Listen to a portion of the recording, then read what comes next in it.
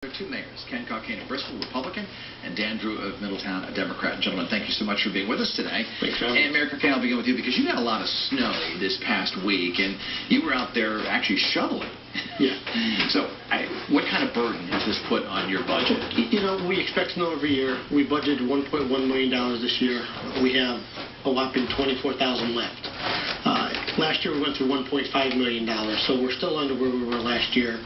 And as we need it, we'll move it from our contingency on the budget. $24,000 is not a lot to have left. That's be gone by a couple hours.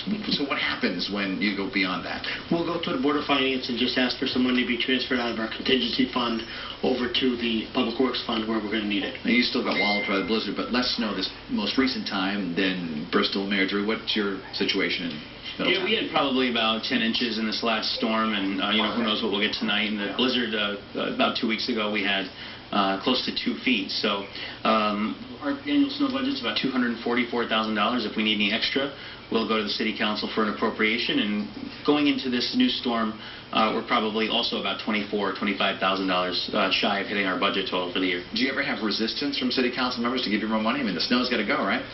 Well, what are you going to do? I mean, no, we have none, and the Board of Finance understands when we do our budget. I'd rather be under budget and have to ask for more than be over budget. And we try to actually use a long-term trend. So we look at the way storms work year over year, and we kind of come up with a pretty good average, and 244 seems to work well year over year. And some years we're under, some years we're over, and we have to go for an appropriation. Everybody understands it fluctuates depending on the weather. What's the possibility of help from the state? Have either of you had to turn to the governor and say, hey, the last storm, when I declared a state of emergency on the blizzard, we didn't get enough in our town to do anything, so we're not getting any help on that. Yeah, the governor's been great. They're always there. The communication's wonderful. Financially, a lot of times we'll apply to FEMA for reimbursement, and when you declare a state of emergency, if the storm reaches a certain threshold and there are federal guidelines, then you can be eligible for reimbursement. We've gotten up to $1 million back in the past, but this year we're probably not going to qualify for any one storm. You haven't had that kind of luck yet. Not yet. I hope we don't.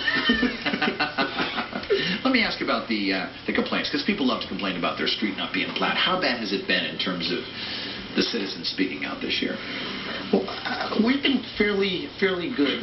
What you're getting are the complaints that the snow's piled on the corners, which we're addressing, but people have to be patient because it takes time to get there.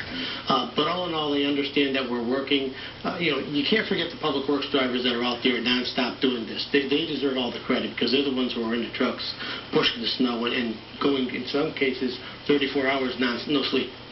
Yeah, I think that's a great point that you just made. Our drivers do an absolutely incredible job, and I think the public understands and appreciates the work that they do, and they see it. So we really haven't had a whole lot of complaints. We've actually gotten a flood of compliments from the public, and they really appreciate our public works crews, the parks crews, the water crews. I mean, we call everybody in for these big events, and police, fire, public, the EMS, and even the utility crews from the utility company work very closely with our crews out in the field, and they all together do a fabulous job. We talked about this a little bit on last week's program with Tom Dunchik, but if you mess up a storm politically, you could be done. So you really have to be careful.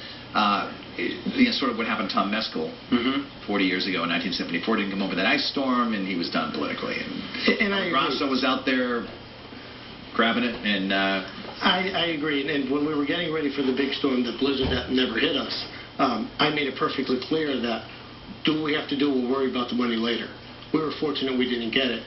But I've been out in the plow trucks, and when you're out with the guys and driving around, and you see what they actually go through.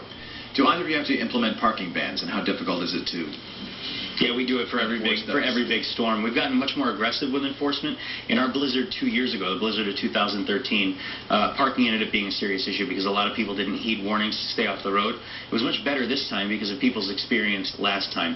But based on that last storm, we got a lot more aggressive. And what we do is we actually send the police around. They knock on doors. They try to warn people.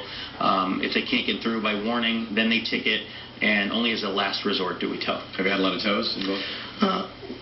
For the most part, people tend to understand, don't park on the road, we're going to be cleaning it. Seems to be a big city problem with Hartford, New Haven. I know they towed probably 1,000 cars combined. I don't think Did they we've had really? that. Yeah, we haven't had that issue in Bristol. We had 20 in our last storm in the blizzard, and for a city with 50,000 people, with a population that swells substantially during the day, it's a pretty good number. And our PD and Public Works Department were very communicative with the public. Well, gentlemen, I wish you the best of luck in the next storm and the one after that, because they're coming. They don't stop. Mayor Ken Cockayne and Dan Drew of Middletown and Bristol, respectively. Thank you so much for being Thank you, with us Dennis. today. Next.